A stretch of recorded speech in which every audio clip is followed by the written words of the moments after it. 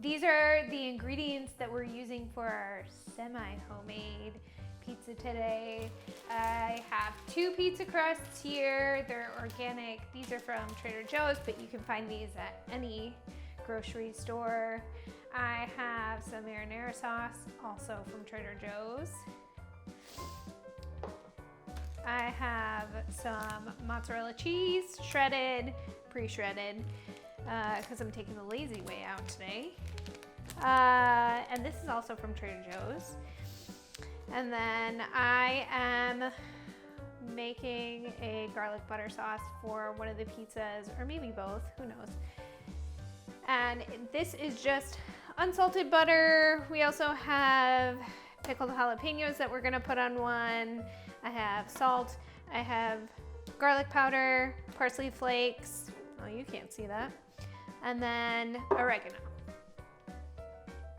Those are all the ingredients, for the most part, that we're using today.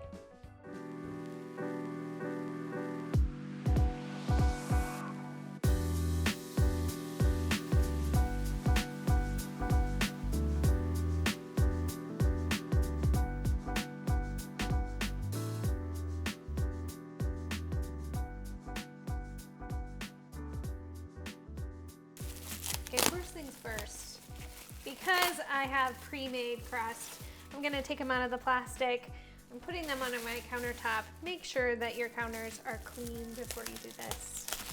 I have 2 here because we're gonna eat a lot. We're eating for 3.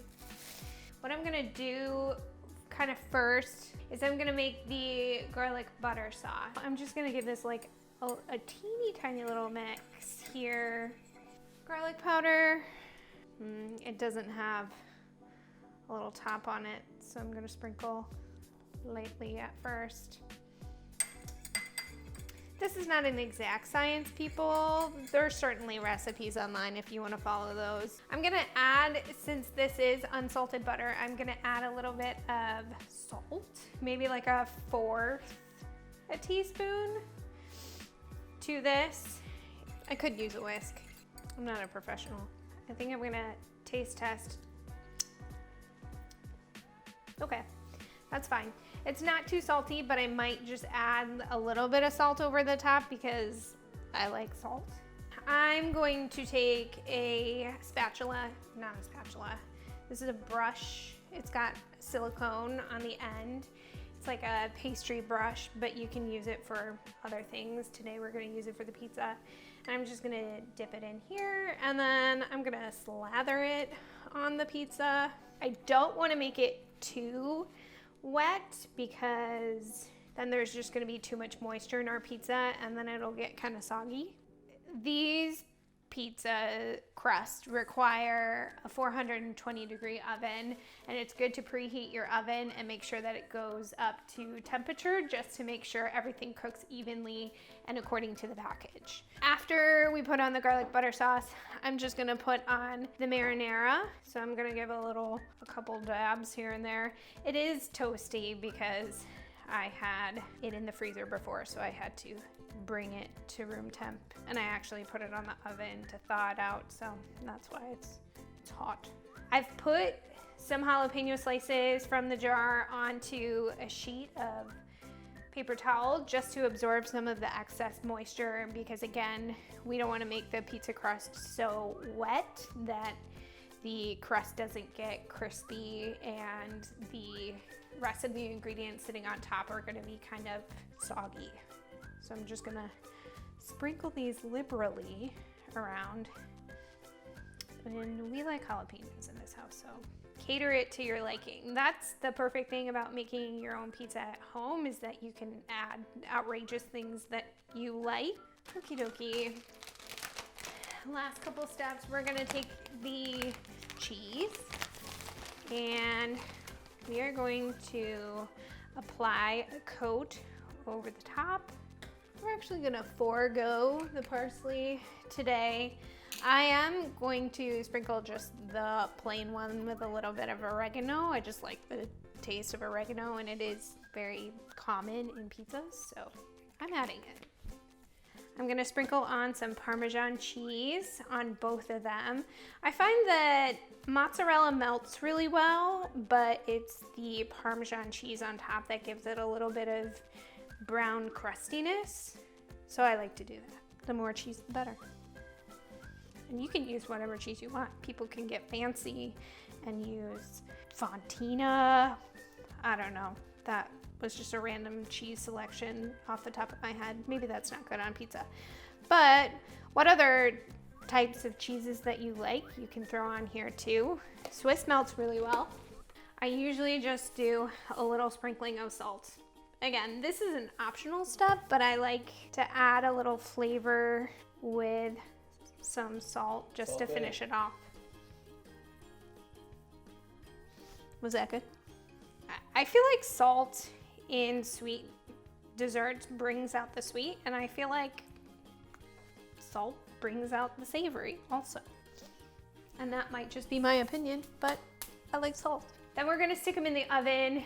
This pizza package calls for 6 to 7 minutes. So I will set the timer for 6.5 because I go between. We'll check on it at that time and see if we need to leave it in there any longer. Woo. That was an impressive dismount. I can't guarantee it's gonna be the same with this one. Don't try this at home, folks. Or you can use a pizza stone. I don't have a pizza stone, so we're going directly on. Woo! Did it. Okay, going in 6.5 minutes on the timer. We'll check back in when the timer goes off and after I look on the floor for the cheese I dropped. Timer just went off. We're going to check inside to see what the pizzas look like. The cheese is melted and everything looks fine, but I usually like my pizzas a little more brown. So what I'm gonna do is turn on the broiler to low, and I'm going to, let's do about a minute to see what they look like after the broiler's on for that time. And then we'll just see if we pull them out. All right, it's been about 2 minutes. Trick is to keep an eye on it, because once you put it to broil, things can cook very quickly and they can burn. So I've just been keeping an eye on it. It looks good to me, so I'm gonna pull them out. I put them on the metal racks just so that they're not sitting on something that's flat and the bottoms tend to get soggy. So I'll let them sit there for a couple minutes to cool before I put them on the cutting board and actually cut into them. Listen to that crunch. It's a good pizza. It's gonna be crispy on the outside and chewy and cheesy and delicious. I'm gonna go ahead and slice into this first one. Should have grabbed a longer knife. Well, that was dumb. Amateur over here. Pro tip. I know I had shared before, you can save money by shredding your own cheese. Mozzarella is a little more challenging, although you can buy the ball, stick it in the freezer, that way it's a little more firm, and then you can grate that by hand if you wanted to save a little extra cash on the mozzarella. Also, you can freeze marinara. If you're not using it, you don't want it to go bad, you can keep it in the container. Glass might be more of an issue, but I had a plastic container today and I just threw that directly into the freezer, and when I'm ready to use it, I'll thaw it on the stove or in the microwave, and then I'll use it in my recipe. Saves you money. And that's how you make semi-homemade pizza. Thanks for watching. Like and subscribe.